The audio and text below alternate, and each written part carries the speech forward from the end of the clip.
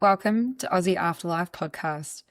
Just so you know that this episode and this video and all the other episodes and possibly anything I've said ever contains explicit language. So not for younger listeners, unless you're an actual cool parent, or for those without a sense of humour.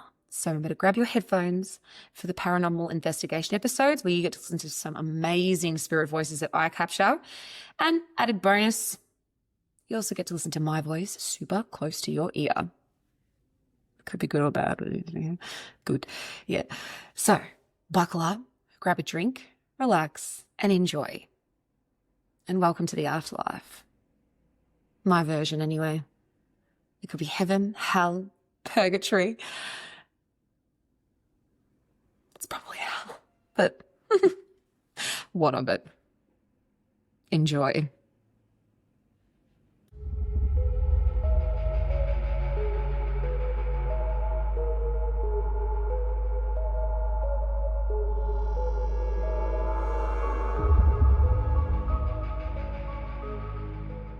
Welcome back to Aussie Afterlife. This is episode 55, and this will be part 2 of my amazing interview with one of my dearest friends, Phoebe, who was probably as I said, my very first friend I'd ever connected with any type of paranormal experiences, anything like that. I've known her since I was much younger and a lot more wild, believe it or not. Angel. But yeah, no. So this is my complete Phoenix. So she's awesome. And yeah, she's also playing a very, very massive part with Aussie Afterlife at the moment too, which I am absolutely loving. It's been great and amazing. So I can't wait to kick it off with part 2. But I was thinking, I haven't really done anything kind of like, funny Samio kind of thing like what I would usually do. Because, we know that 2025 has been fucked, to say the least. So I've been avoiding the most traumatic or some trauma. We don't want to go into that. But whatever. Apparently it's the year of the snake. So we all just shed our skin and shed all the crap and the bullshit and the bad people that we don't need in our life. But anyway, not even worth the airtime or the energy or the concentration. So next year's a horse. So even though I'm not really a fan of horses, but off we go. We take off. Woo! Melbourne Cup first, Sam Cup. But yeah, So 2025 has been a bit fucked, but however, a massive year of learning. And there's also been some very amazing, great things that have happened to me also in 2025. There's been a lot of clearing out, as I said, but there's also a lot of opening new doors and bringing a new amazing things in, including some very special people and very one special person. But yeah, so life is really great.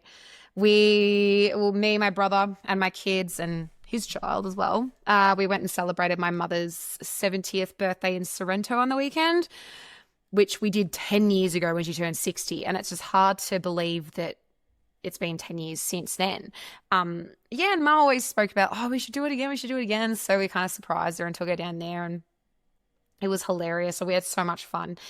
And then we end up last minute going, okay, that's it. We're staying down. I end up booking an Airbnb, and my mum's just like, oh no, I've got no clothes and whatever. I'm like, you'll be fine. Okay, like literally. So it's all good.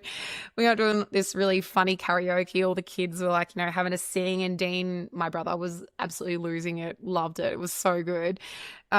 Just doing so many songs. But the funny thing, whenever you think that you're not like your parents, or you're like, no, I'm nothing like mum or nothing like dad.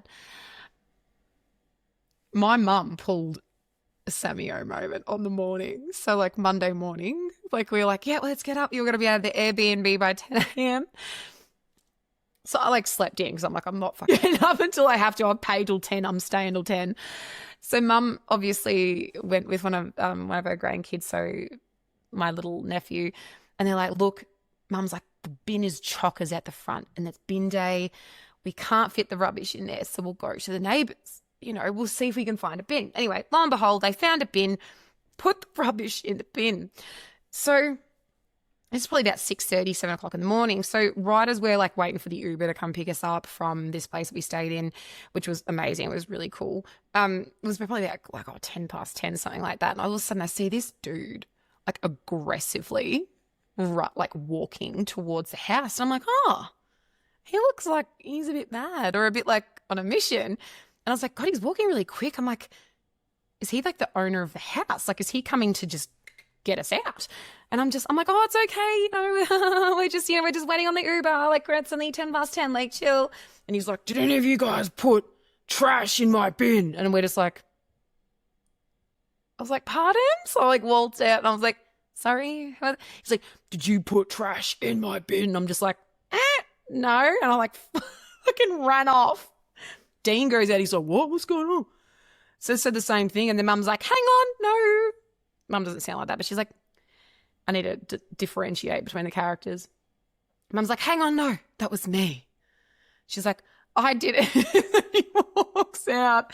This dude was so mad. He's like, there are crows in my bin putting rubbish everywhere. Mum's just like, oh my God. So like, they've gone out to the thing. I'm pissing myself laughing in the bedroom. Just like, he was so aggressive. Like, I've never seen anyone walk with so much like, we're getting there. Like, I know it was them, that this is their Airbnb on the block. It's them. And then my mum that just turned 70 walks out. Yeah, that was me. Anyway, so we all go out the front waiting for the Uber. And apparently it turned out there was like 2 pieces of paper on the road. And so Mum's like, we fixed it within like 2 seconds. I'm like, oh, that's good. I'm like, fair enough. He's probably sick of it. It happens a lot, trying to be a bit more understanding. And then I look over at the neighbour's bin, the one that was losing his mind. And the bin was like almost overflowing. And I look at our bin from the Airbnb that was apparently chockers. And the lid was like perfectly shut. And I'm like, Mum, what? She's like, yeah, it was chockers. I'm like, it doesn't look as chockers as the one. She's like, yeah, I probably could have fit a bag in it. I could not. I reckon I laughed for about an hour because I could continue picturing this neighbour's bin that was like overflowing. And I was like, oh no, our bin was chockers. And the lid was like perfectly shut. And she's like, probably could have, And I'm just like...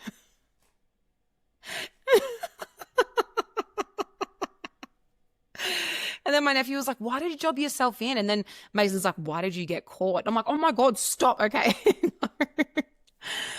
But it was so funny. I reckon I spent about the next hour just like looking at that bin, or not even, just having that memory of that bin. Just, it wasn't that bad. Like, it wasn't like we were littering or anything like that. It was just like a little, you could see like the bin bag at the top, and like ours was completely closed. And I'm like, we couldn't make our bin look like that. It had to be the next one. But it was funny. So nice to know, even when you get to 70, you can still, accidentally ruffle up some shit, apparently. Anywho, another funny thing that happened to me this week too, which, by the way, I'm not criticizing this woman at all because she is a fucking magician, right? Okay. Hence why I'm brunette now, is because my hair was fried from another dickhead hairdresser. Not the other one I used to see for 10 years, Michelle. She's amazing. There was one I had to do like in between. I did a couple, and then all of a sudden I'm like, why is my hair snapping off? This is shit. So I found a new one.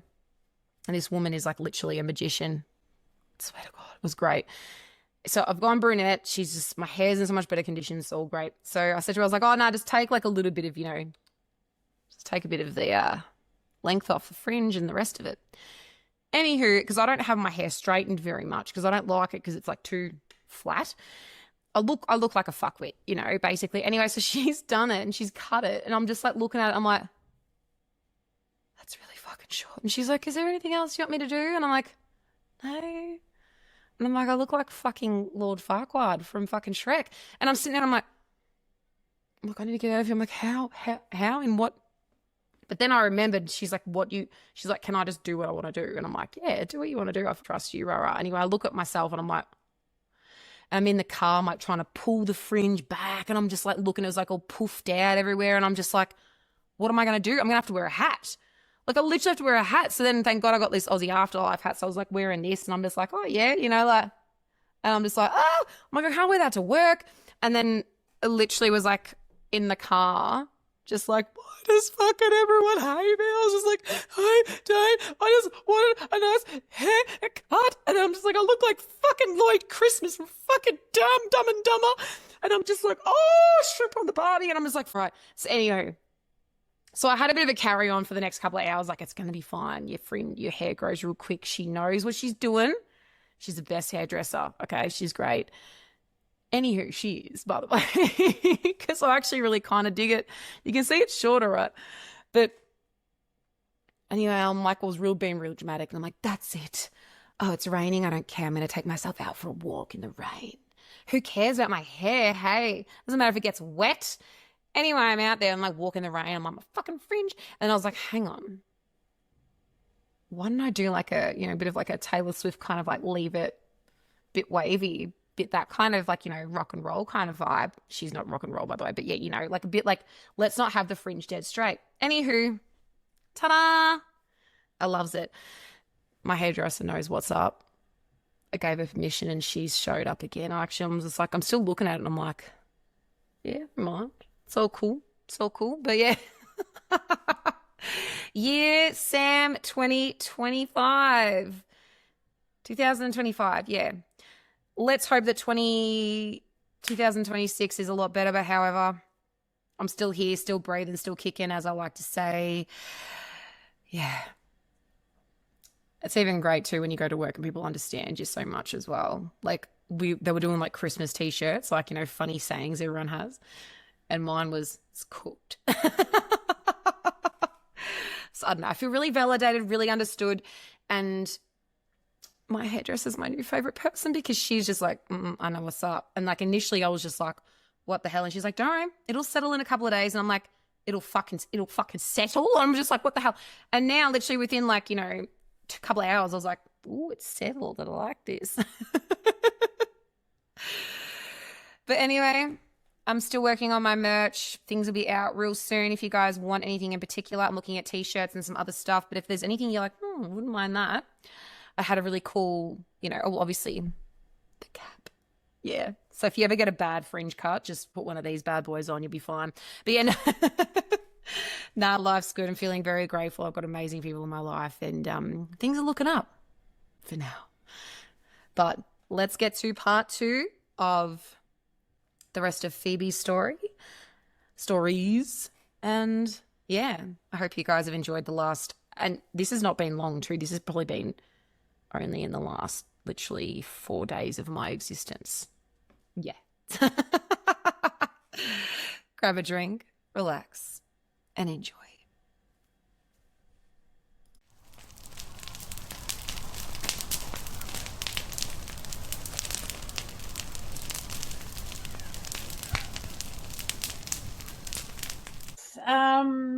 Okay. How do you feel about a headless horseman?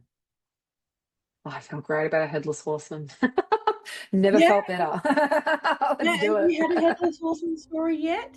I have not actually. And Oh, brilliant. my pop used to talk about the headless horseman all the time. So please go for it. I wonder if it's the same. Okay, so my headless horseman experience, it's believed that his name is Charlie Kendall. So back when I was like 14 or something, yeah, it was summer of 2014, 2004. I get my years mixed up. But I was lucky enough to attend a free summer camp at Camp Jungai. It's a Indigenous place for the Kooris. Jungai is known as meeting place, so it was a place for, the way it was described to me was where the Kooris and the whites could meet and be on peaceful terms. So I was lucky enough to go, and I'm sure my parents were pleased to get rid of me for a week free of charge. So where we were up in the mountains, of course, generations had been there, like my foster sister's mum was there, on camp, sort of thing. So multiple generations, and, there was all this talk about a headless horseman. And then, of course, a little bit further up the road, it's about a 2K walk or something, there's an old campsite known as Kendall Campsite. And apparently that's where Charlie Kendall used to live. And this was no idea when, but it was still when they were hanging people. But yeah, apparently he went mad, killed his wife, and of course he got caught.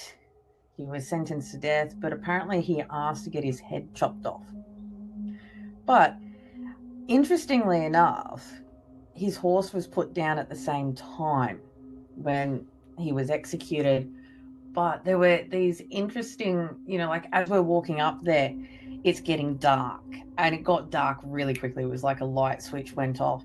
So, of course, I'm sweeping my torch across, just checking my surroundings.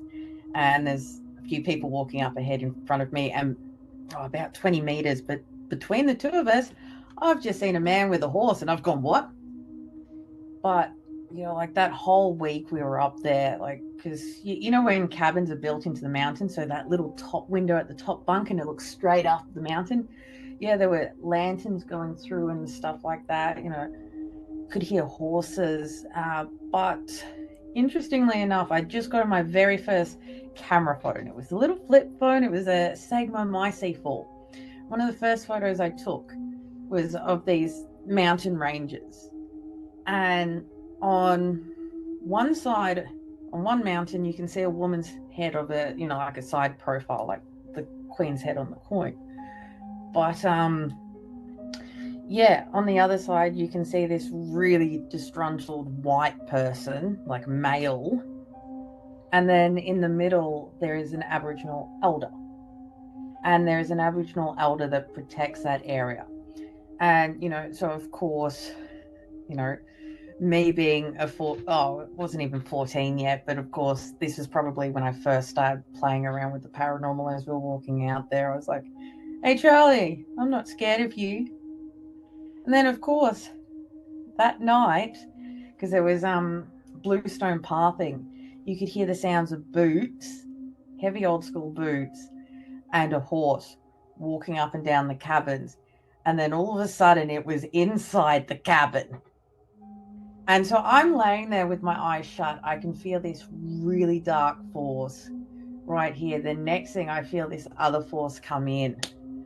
And it was kind of like, even though I'm laying there in the complete dark with my eyes shut, I'm getting flashes of white light as these two things are fighting. And then, of course, you hear the horse galloping off, and everything just feels so calm and light. And I wasn't the only one who felt that. There were others in the cabin that had felt this, and being, First Nation people, they're very in tune to the land. And we all came to the conclusion that Charlie, because we were shit stirring him, he wanted to make his presence known, and that Aboriginal elder was like, oh, hell no, not on my watch. So, yeah, that's my. I'm still keen to go back out there and check out Charlie Kendall's campsite and see if he remembers me. But I now have more skill and I have equipment. But yeah, you can jump back in now. Fucking Charlie Kendall. Another. Yeah. The Heather's awesome. So obviously, I've written before, like as you were discussing fire. I got lantern kerosene. Do you know how he murdered his wife? No idea. I wonder if he I burnt something down, or like there's some fire kerosene, like that would just Yeah. obviously a black horse, Yeah. white Well, I spots, could some see white black spots when on it. across, but yeah, wouldn't Just some surprise white me. spots. Yeah. He's obviously He would. abusive. So anyone that Oh he yeah. abused the land. So hence why he's still there, but they're just like, fuck off. Like, I got no time. Yeah. And I'm pretty sure he's had multiple runs in with that elder, purely because, like his house is so close to this, meeting place. And, And of what's he course. done though, as well? Like if he's murdered someone on that sacred Hmm, land, what's going to happen? yeah. He's going to be either probably trapped there as punishment, but Hmm, also not allowed to have power. So he's going to be constantly, he'll be trapped yeah. there and he'll be like, oh, I've got a little bit, but then they're going to go, no, no, no, no. You can have a And then, taste, but you can't have it. You like to yeah, hurt people, you have a little piece, but you don't have a lot. So that's quite yeah, wild. yeah. Like, yeah, like this was like, different things all throughout the week, but we could hear the horse and we could see this lantern going through the mountains at Oh, you could night. see the lantern. Yeah, you Oh, could see holy this little fuck. light. That's literally what, Yeah, yeah, that's, I wrote down as like if she's, fire, lantern, kerosene. Like I had like yeah, a as route, if like she's I wrote lit that this. down after you said, your free summer camp. It was a free summer camp, and I literally wrote down fire, lantern, and kerosene. Like I circled them Oh, all. wow. And then it was like Yeah, black horse. I wrote white spots, yeah, coins as well as a big thing too. Because you said queen of like the coins is a massive thing. Like, yeah, yeah. so obviously that was money to do with it too. Maybe he got paid I don't money know. for something. There was obviously money involved. He's angry, abusive Yeah, though. He's a well, piece of shit. He had no respect for anything, but there was money involved. yeah. So, well, as you mentioned, money, my entire altar is actually covered in UK coins because Hey. I'm also a big believer in paying the ferryman, but I know some don't have that. And so these coins here are free passage for those who need the ferryman. Coins are pretty, they're really, it's just, yeah, like it's transactional too. So it's kind of, Yeah, and they're representative of stuff. So it's like, for the coins yeah, that you saw the female that looked like there's yeah. definitely money or transaction that he's, Oh, yeah, the disrespect that he's done has something to do with money. yeah, 100%. And then hence why, like and obviously he's hurt someone and there's just, but he'll forever yeah, just be chasing his tail yeah. forever. Like, it's kind of And like he gets a little bit, but then it gets taken yeah, away. It's like he he's gets this shit, punished. yeah, scaring the shit out of kids on summer camp. I refer to this story as taking out the rubbish.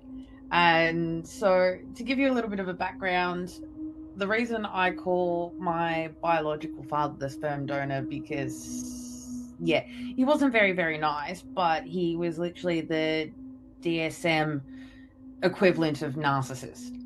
And he didn't need substances or anything like that. But with that constant negative energy, he would leave that behind. And the best way to describe these entities that he would create in the movie, what is it? Fern Tree Gully.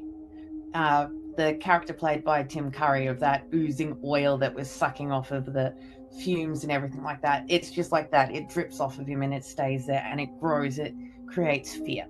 So he'd visited my cousin Debbie in the UK, and this was when she didn't realize that he was full of shit. But after he'd sort of fucked everything up and left, he had left this goop behind, and it had been tormenting her for almost 2 years. Like the old hag syndrome would be crawling up her and pinning her down to the bed, and she couldn't sleep. She, things were, like it was really affecting her mental health and her marriage. And then, of course, when I went over and I visited her, hadn't seen her in like 18 years, get there, and I was like, oh, really? You're here? And because I've been dealing with this ever since I can remember, I just more or less picked it up, put it in my pocket, and when I headed back to Scotland, because I was flying in and out of Edinburgh, yeah, I just literally threw it out and it's stuck in the middle of a sheep paddock on the border of England and Scotland. And interestingly enough, because she had told me about it, I was like, oh, yep, okay, yep, yep. After I'd left and it'd been a few months, she video calls me and she goes, I haven't had that thing. Everything's so much lighter. Nothing feels dark in the house. Went, oh, yeah, that thing. It's head first in a sheep paddock getting shat on by sheep. And even to this day, she goes, I saved her life, her sanity, and her sleep. But yeah, so literally taking out the trash because, things don't have to be living to become an entity. But yeah, you can jump back in, Sam. I 100% agree with that. And even just off my own recent experience, for the last couple of years, I've been tormented by something in my house, right? And here am I Mm, thinking, fuck, have I brought this something back from somewhere? Blah, blah, blah. mm, No, it was created by someone that was living in my house that is no longer living in my house. Yeah. And I'll tell you right now, the internal peace that I have and the peace that's in my house and the way that my cat that would live outside that would not come back in, she comes in now. Like Mm. the whole house, the energy, the flow of this house is so different just because that person is gone.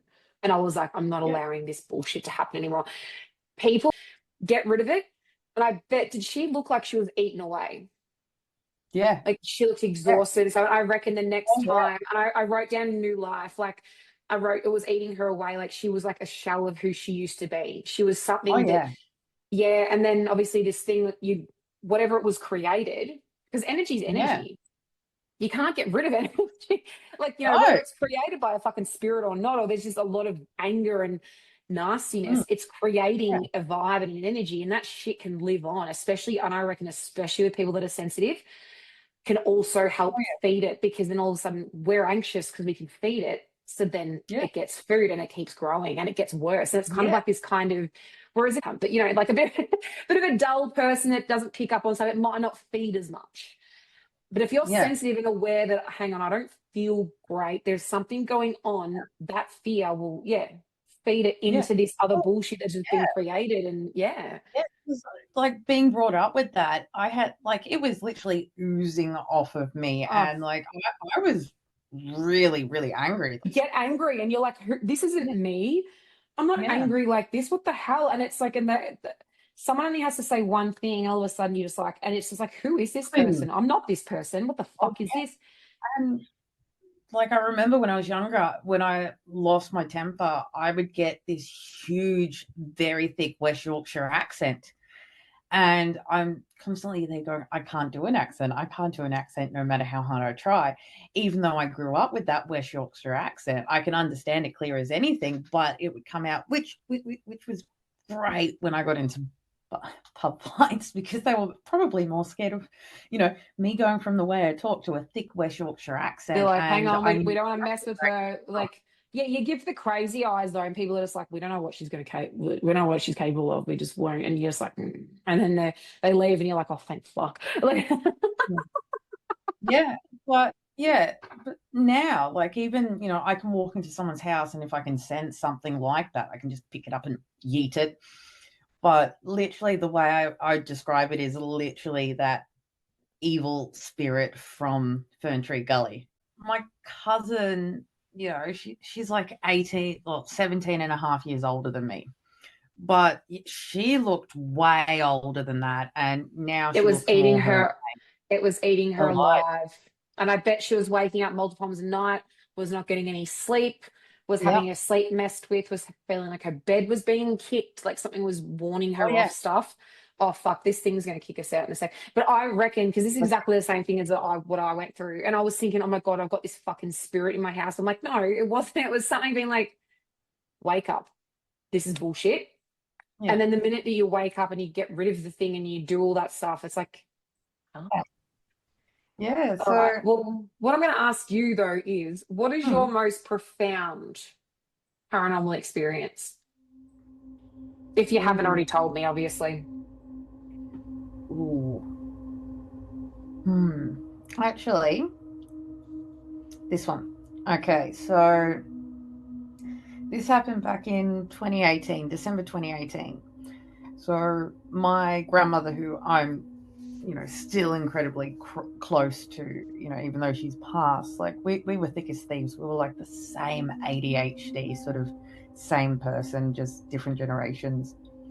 And she ended up suffering 3 massive heart attacks at 86. Although, if you asked her, she said, no, I only had two because the silent one doesn't count.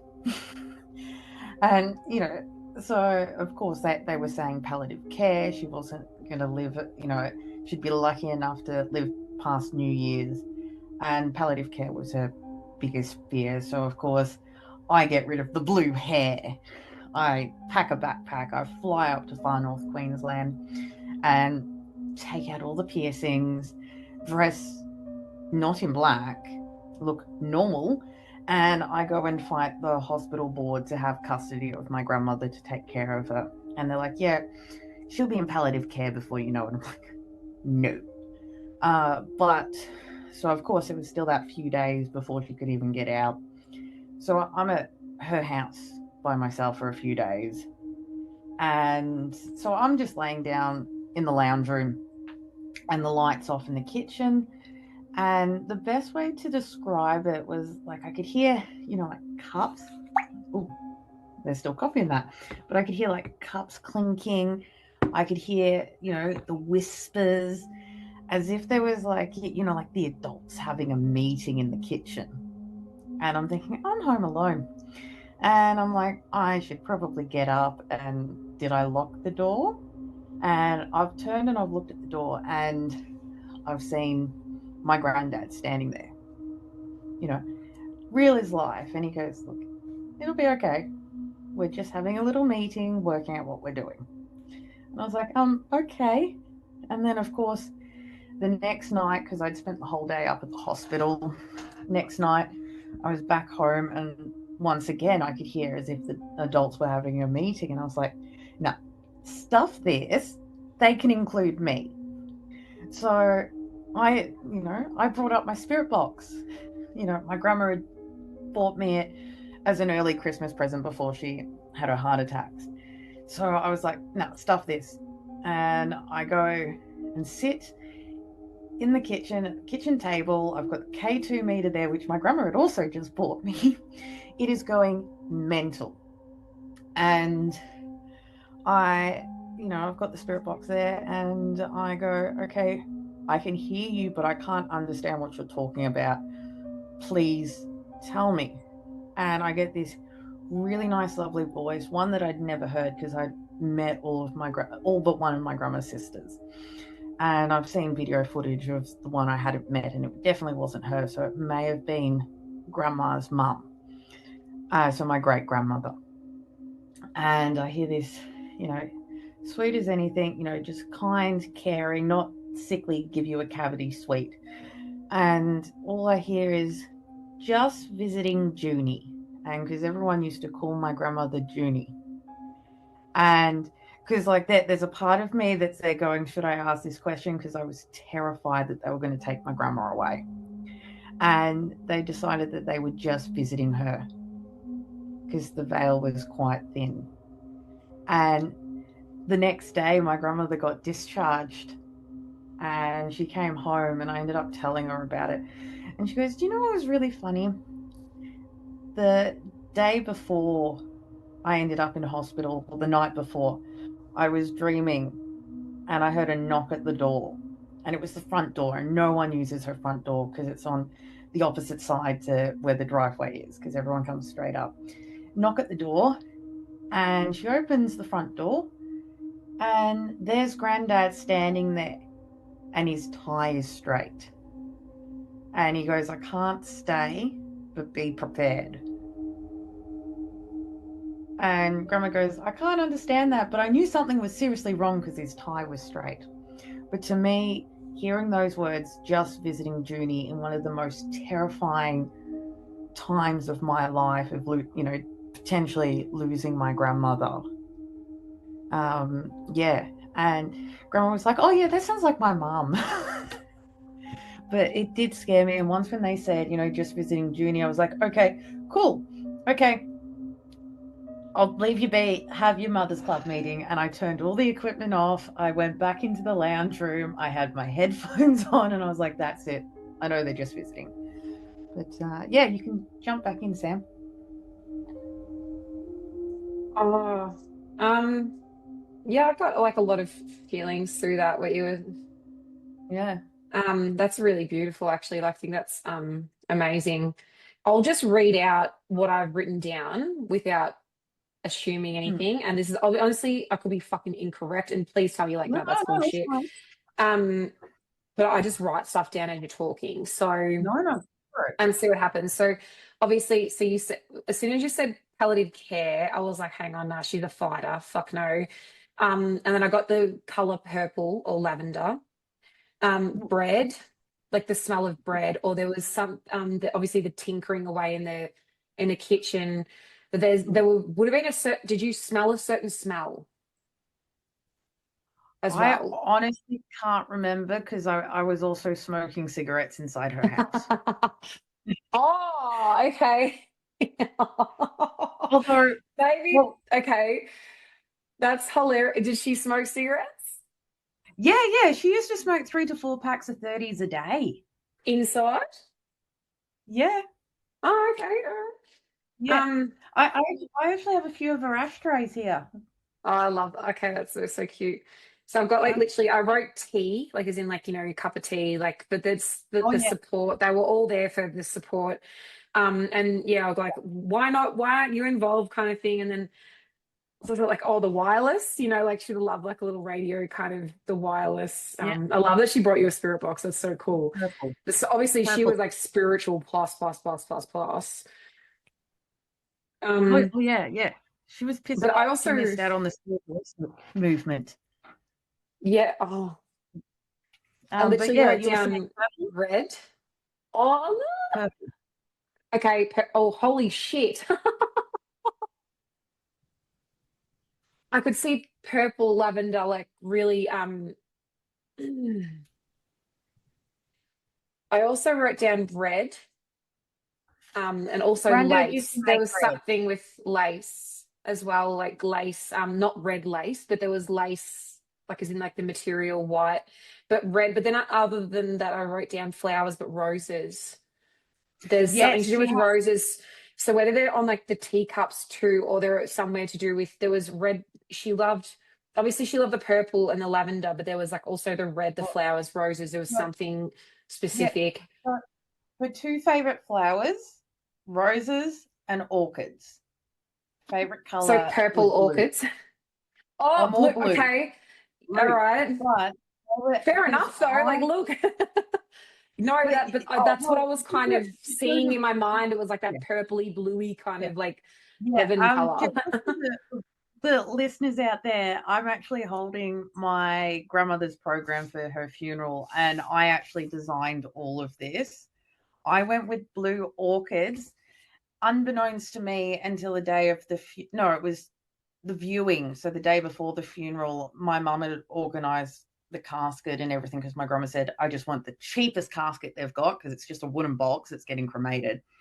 But my mum splurged a little bit and had gold roses put on. Are you all right there? Yeah, no, I'm fine. I'm just getting like massive goosebumps everywhere.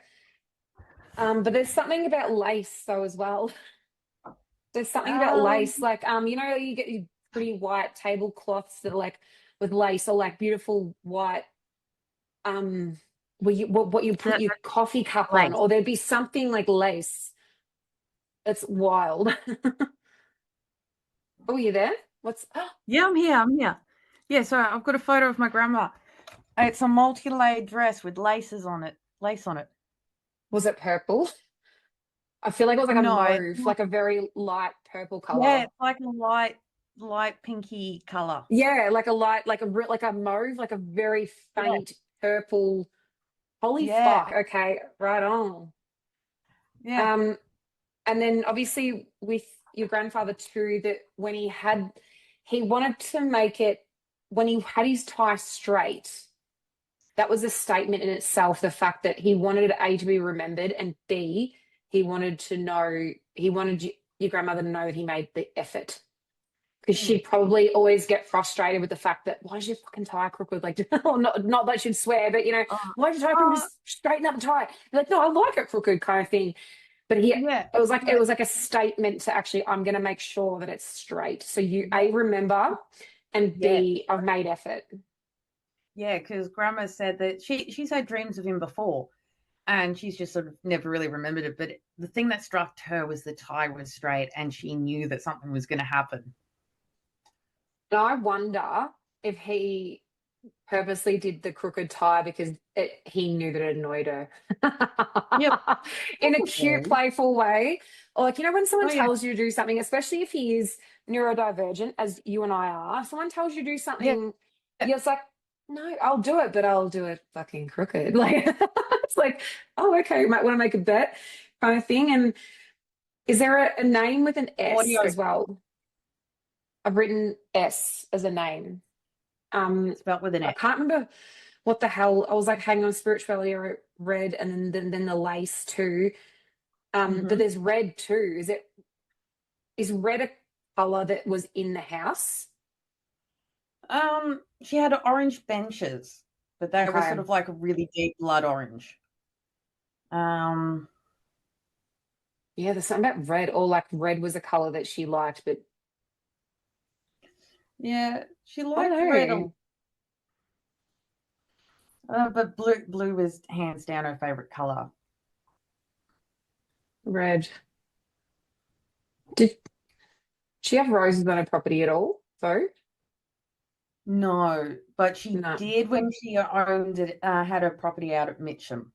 She had the most amazing garden. She even grew tropical plants that shouldn't have grown in Melbourne. She Were was a they green red witch. roses? Were they red Yeah, roses though? Okay. yeah, Yeah, that were really special and symbolic. yeah. Well, she loved roses. Are you Yeah. sure it's okay that I'm talking about this sort of stuff? No, go for it. No, Oh no, that's cool. Yeah. I love talking about my grandmother. Oh no, and I know that she's because it's just like she loves this, and like the tinkering away and the support, the tea, there's something about a smell though. So I wonder if you smell a certain smell, would it remind you of her? That's what I'm, or there Oh, will be a yeah. smell that you can like kind of, like obviously our senses, we smell their biggest memory, like our trigger memory. Okay, you're almost on point there. Post-nasal drip. Huh? Yeah, of course I use the medical term. So my grandma's left nostril always used to drip. Don't know why. They couldn't explain it. It always dripped. And then I think it was about Does she use hankies as well? tissues. Oh, Does she- she did have hankies. Okay, yeah. And What are they those would roses? have lace on them. They had She'd put what? lace on her Oh, hanky. that's literally what I thought. I was just like, hang on. As Yeah. soon as you said that, I was like, hang on, okay, no, there's definitely. I was like, I thought, oh yeah, tissues, but there would be hankies. She'd probably use a hanky like it'd be like a private thing, but obviously in front of people would be like, oh, tissues, because I'd use tissues and get rid Oh, of it. But the hanky would be like, yeah, with either lace or it roses was on it, more or it special was. occasions when the hankies came out, so she wasn't carrying Oh, how tissues. 'Cause, cute! Yeah. yeah, so yeah, she'd put lace on her handkerchiefs. But yeah, so instead of a smell, I inherited her postnasal drip. So whenever I know she's around, my left nostril drips for no apparent reason, which is great when it's at work. Oh, there's nothing worse. Like, Yeah. but Uh, do you yeah. lose your sense of smell in that nose though? Like, Yes, because she'd lost her there's. sense of smell. Oh, Yeah. that's why that's really important because I think she missed it. I think that's why flowers and stuff's coming up a lot because she actually missed the smell of the flowers. Probably why she loved roses because Yeah. she loves smell of roses. The purple and like, the orchids and Yeah. stuff. Like she would have loved the smell of them and she lost that. Oh That was a yeah. loss. Yeah. And even the smell of bread too. Like, did she bake bread? Oh, she couldn't cook to save her life. She followed the No. instructions on 2 noodles to the T. Oh, It was God love granddad her. who cooked. But did Granddad. anyone cook bread though? Like, it would be like fresh Oh bread yeah, kind of granddad. vibe. That, yeah, well, the smell of that she loved, and like that was like the she lost that. Yeah. So that's actually really important. That if you want to feel close to her, like that, those sort of smells will Mm. be great. Like she'll love that. Like that would be like, Yeah. if that makes. I don't. I'm sorry. I hope that makes. No. It makes perfect sense. There's Because something about red sometimes though. yeah. There's So something about red. There's an granddad. item that's Oh, red. red. Red. There's either like a teacup that's red, or there's something that's red, like pure kind of blood red. Something like an Mm. item of theirs. I don't know, but what were you going to say about the red though? Sorry, I didn't mean to cut you off. Oh, I said bread. Oh, I was saying red as well. No, So I was like bread no, and red. I said both, but yeah. no. So talking about the bread and everything. So when my granddad was over in the Antarctic, they had employed this really fancy high-end chef to cook for them but he couldn't make bread. And the only one who could make bread on the base was my granddad, so he made all the bread.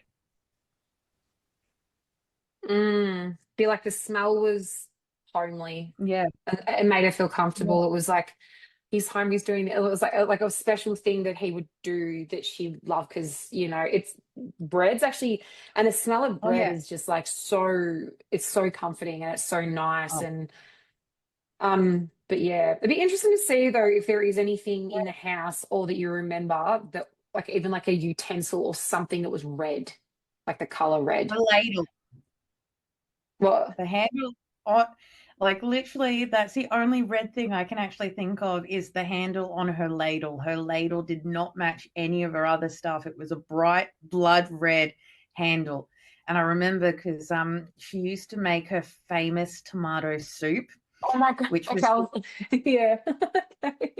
and it had croutons in it, which was essentially broken up either saladas or sayos because she couldn't cook. But oh, would it have been the bread? Mm. Maybe a Yeah, I tiny mean, little, that oh wasn't my great. God. Soup. Yeah. But she felt proud about that soup though. She's like, I can do this. Like this. Like Oh, yeah, yeah. Oh, she was so proud of that. Yeah. It was like your concentrated tin of Campbell's tomato soup, and she'd be like, you got to add half a tin of milk, half a tin of water, and then you mix it, and oh, then she she loved it. every And she had the special soup ladle. She's like, no, I've got this. Even though I know that cooking's not my strength, but I can do this. yeah, Yeah, that was like, and I bet me money your grandfather just loved it. Like, I think he was like, can you cook this soup or can you do this? Like, just to make, not just to make her feel good, but like, he obviously liked it, but at the same time, he's like, oh, I really feel like your soup's not like, just as like a, yeah. you know what I mean? Like, yeah, Yeah, no, that's the only thing I could think of was red, with like blood red is the ladle, and it doesn't match any of her other utensils, it and was it's just definitely a a ladle. utensil that I could see. It was like definitely like a something, like it was like an item in your house. It would be like, what the hell is that red? Yeah, But it was yeah. really prominent and important to her. So where is that? It's still in her drawer. We still have her house. Yes, Oh, because okay. Okay. like I've she just got got shivers again. That's really important. She loved that because I think that she identified yeah, herself with being able to cook and do what she wanted to do with that. yeah. Um, Not that she did much mm, cooking, and then I took over all the cooking when I was there. And she's like, "You're just like your granddad. You don't measure anything. You look at a recipe and just go meh, meh, meh." I do the same thing though too. I'm just like, I'm not measuring. I'm like, I'll go by taste. Yeah, well, that's like what was it? Our like the family recipe for corned beef. Turns out, I always thought Granddad had made it. Turned out it was Grandma's recipe that she made herself. And she turns around and goes, "This is, I can't believe it. It's my recipe, and you don't follow it correctly. You just dump stuff in, and it's better. Yeah, How?" it's like how this has been handed down from generations to generations, a certain pinch of salt, and now all of a sudden you do this and you're, oh yeah, she'd be like, Yeah. but And then she secretly was, probably loved it because you didn't have to do it.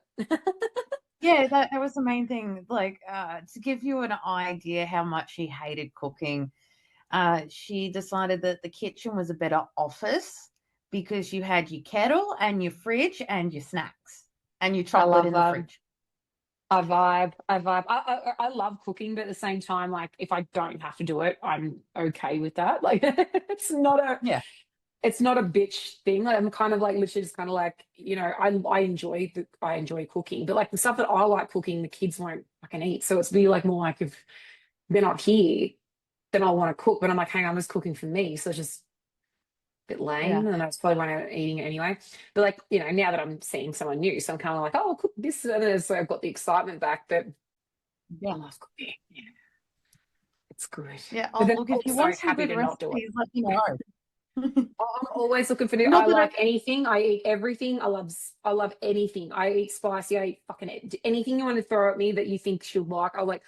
I eat anything. There's nothing that I do not eat. Like I literally live for that stuff. oh, I'll have to, like, one of my go-to recipes, and I doesn't matter if it's the most fussiest kids, or fussiest people, they will eat it and love it. And it's Okay, tell me what it is. it's called honey chicken. Honey Literally. chicken? Yeah, honey chicken. So essentially all it is, you get your chicken pieces. Drumsticks are usually the classic, but you measure with your heart with all-purpose seasoning, good dollop of honey drizzle, like I'm talking like dessert spoon or two. Oh God, yeah, yeah. The more the better. I'm a big sauce girl, so how much you can put on there, the better. Yep. And yeah, a bit of water in the bottom of your baking dish, but make sure it's deep enough, like a roasting dish, to put foil over the top. You cook it for about 40 minutes. Take the tray out. You put all your chicken pieces onto another tray. Let them brown up a little bit, and then you heat up your stock. Add a bit of corn flour mixed with water into it. Thicken it up into a pan gravy. You need to send this to me ASAP because I cannot deal with. I mean, I can deal. It's like my favorite thing is like even if I cook wings, like the drippings off. I'm just gonna sound so gross, but the drippings off the wings, like the marinade, and that I will like just fucking eat it. Like I'm literally just like, I love this, and people are like, that's so gross. I'm like, have you tried it? And I'm like, literally, don't criticize until you've tried. You put the wings up on like the little thing and it drops down. You're thinking it's gross, but like at the same time, it's like there is nothing better than that chicken nectar. You know what I mean? Yeah. Well, yeah, look, I'm so guilty of it if I get a whole chook, because I'll cut it up into different things, but I'll skin it first. But I'll lay the skin out flat as one piece on baking paper on a tray, cook it in the oven, and just eat it. It's not the best thing for you, but I don't care. It's like this is what like oh God, I've just lost an ear, not an ear, an earbud. No, legit, like this is what life is for. You know what I mean? Is for eating chicken skin and just baking it and just living life. Like I feel like there's a lot worse things we could be doing, like meth. Cocaine. You know what I mean? Like there's like you say meth, I say cocaine. It could be anything. I feel like, you know, and I'm nothing against the people that do you, but I'm like, I'm happy to eat my chicken skin and my chicken fat. Yeah, oh look, to be fair, I have soluble mercury in my bedroom.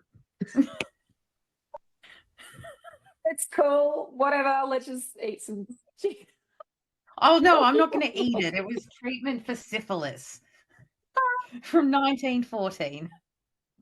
So you get syphilis, you get cured from that, but then you get cancer. That's awesome. Well, it was for Did men. you? I don't know. I know. Did they? I've got no idea what happens with mercury. Like, I know you can get mercury poisoning. Yeah, so you know the Mad Hatters. So they were playing with normal mercury. Soluble mercury dissolves into the body. But that can kill you, yeah? Oh, yeah, absolutely. Yeah. That's what I'm saying. Like, get too much mercury is like, makes your hair fall and you get fucked. You know what I mean? Like, worse fucked than syphilis fucked. You know what I mean? Yeah. Yeah, so not like, you know, men. At least it wasn't for women, it was for men. Because even like what do they call it? Oh, that's general paralysis of the insane, GPA.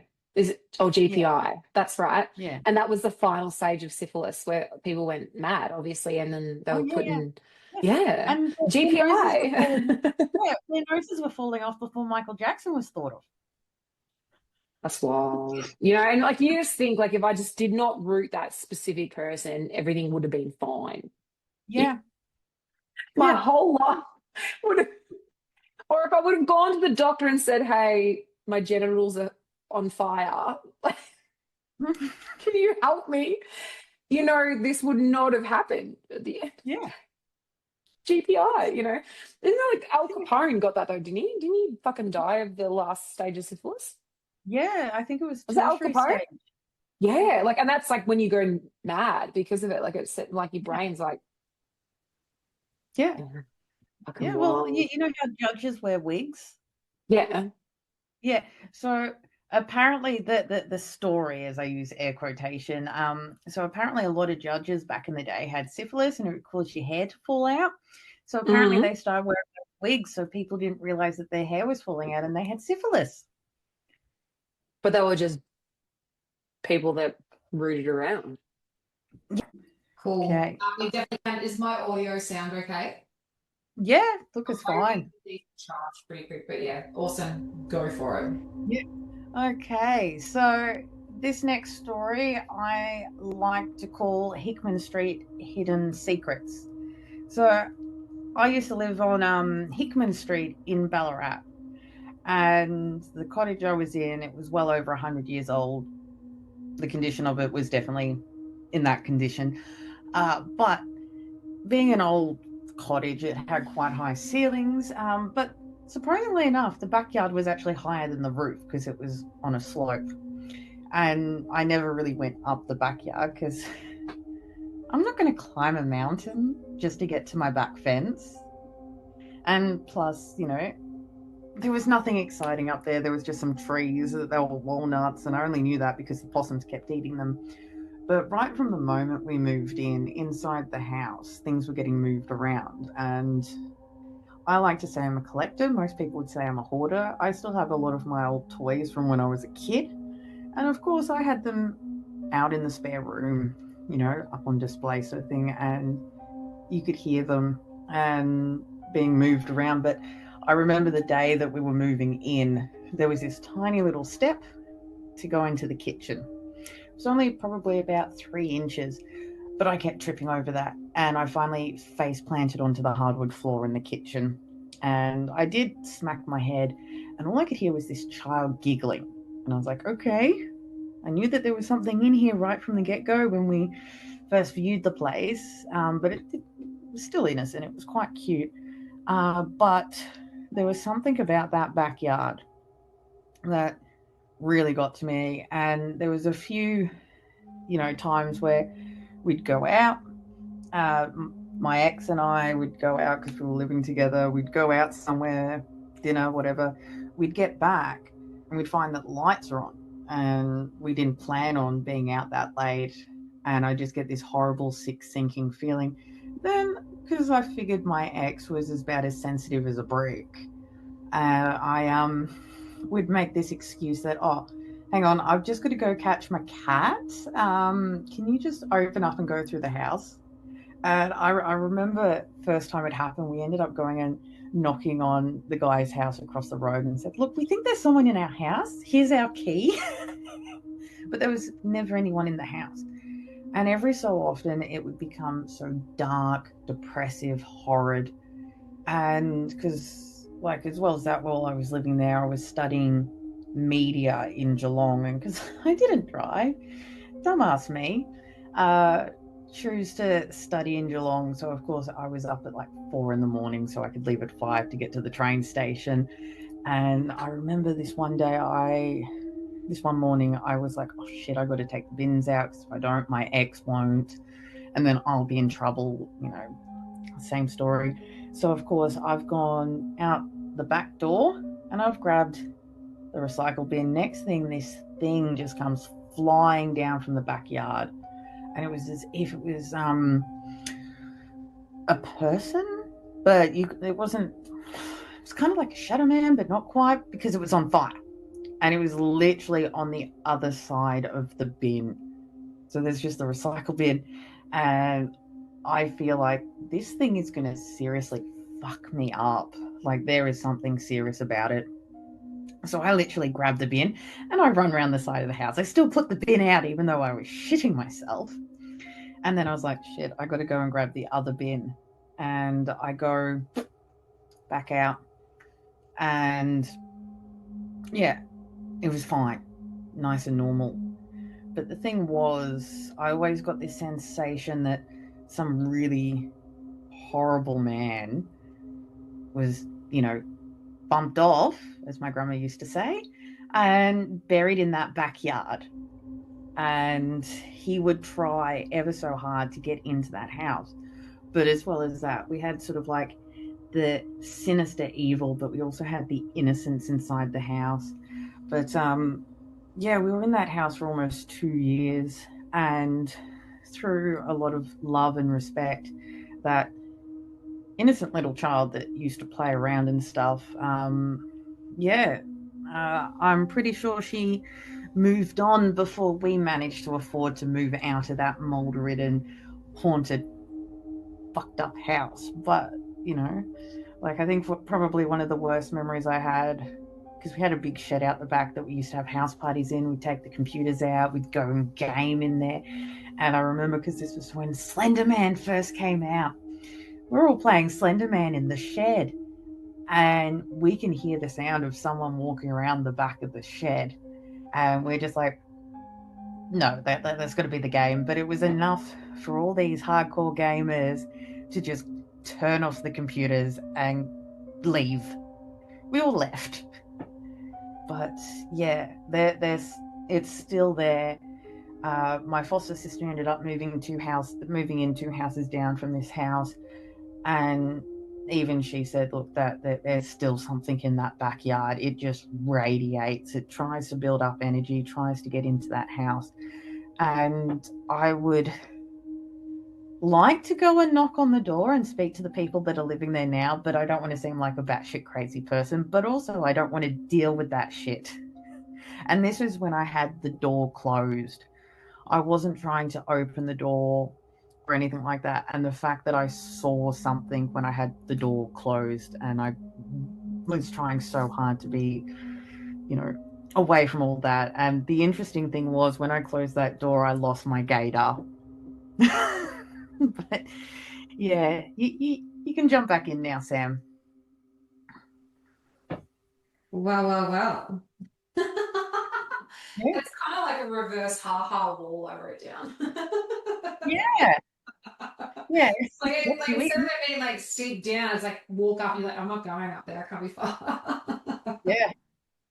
Yeah. Oh, and then of course there's a colourblind fence as well up the very top. But like, Yeah, yeah. but it's like you've got to get the whole way. You're just like, yeah, nah, that's like a ha-ha. Like, I'm not climbing up that. I'll get fucked. But there was this weird sensation of having to try and get underneath the house, because the house is built on a slope like this, and it was sinking, but there was like this whole thing that like there was something under the house. And it did make the animals uneasy as well, because we had two cats and I had a dog as well. Because I wrote down like a tree and then like back right corner as well. Like, so I Yeah. have no idea what the hell that looks like. But then I also wrote down watches, like as in like a watch, like wristwatch. The toys that would move, would they be like wooden old ones with like? Oh, they were sort of like stuffed toys. Oh, But actually like that. Okay, cool. yeah, stuffed I've toys. got Like written these are dolls old. down as well. Pardon? Dolls written down as well. Oh, actually, my ex found out I was scared of porcelain dolls Oh. and was going and buying them from op shops to freak me out. And in that house, bought a porcelain doll, and it How was do one of the you know it ones was that, actually with the house? oh, it was there right from the moment we moved Okay. in. Mm. Like I sensed there was like a little child hiding in fear when we first went for the inspection. And because I suppose, there's this evil thing out there, people are always constantly coming and going. And yeah, but I knew that I'd moved her on. But my ex kept buying porcelain dolls, because that's when she found out that I was scared of them when we were living in that house. Bought this one porcelain doll, and because she used to try and throw them at me, because I, Matrix style, out of the way of them. She threw this one doll that she just bought at an op shop, and like the hair fell off and everything, and it hits the ground and it shatters and it's full of ashes. What? Holy Yeah. mother of fuckballs. Okay. Yeah, well, hence why dolls got pretty freaking full on. What was at the back right corner of the property? So In the backyard. okay, back right corner. It wasn't quite the back, but there was this really overgrown like greenhouse thing. So it might have been a like a carport, but it had been completely taken back by nature, and it was always dark. It didn't matter how bright it was always dark around that area. Like it was Whatever it always, was living in that. That's where it was. yeah. That's probably why I couldn't come in properly. Probably why the kid was scared inside because it knew it was out. I keep getting back right. Was there a tree at the back too? Oh yeah, like Yeah. there were all these little thin trees, like a little bit of a thin forest of like because essentially it was all walnuts, but because the possums always got to them, and of course they were picking things off, they just sort of just kept sprouting up everywhere. But it's from memory, it's not there because the land was subdivided, and that side of the house, that part of the land, has now got a massive house on it. Have fun living there. Yeah, There's something about that. I reckon there's something about that shed and that the trees that are there. There's something about that because that's what I kept.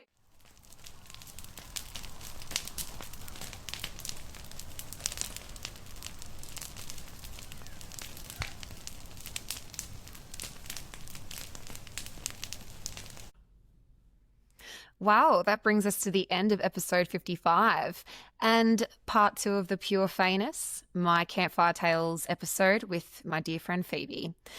I really hope you guys have been enjoying her amazing true paranormal experiences. As I said, she was my first friend that I ever really connected with regarding the paranormal, so it's really important for me. And she's also helped me out, as I said, a lot with my Aussie Afterlife podcast, so it means the world to me. So she's incredibly special and she's an amazing human being. So I really thank her for her time and her sharing very personal stories, especially about her family. And I love the fact that I was actually able to connect with her grandparents and things. So it was really a beautiful experience for myself as well. There will be a part 3. So hold tight. But yes, so please follow me everywhere. Like everything, whatever. Do it if I don't know. You got to do it if you want. But like, please, if you like YouTube, Spotify, everywhere. Now Spotify is now hosting my podcast, which is awesome. And yeah, still developing my merch, which is great. And then like, look at this. I'm on my phone.